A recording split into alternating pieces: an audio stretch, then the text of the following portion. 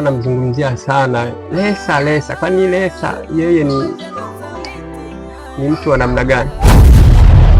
Kuna nini?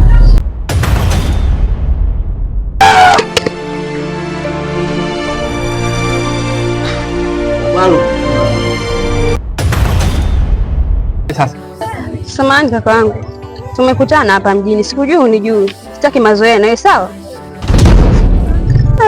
ni shemeji yangu ambaye wewe ni mjomba wako ambaye alimuoa dada yangu.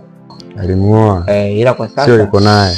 Wametengana kwa muda, sababu huyo dada baada ya kumuoja hapa akasema ametoka kule kwa ajili ya hali ngumu. Mazingira magumu?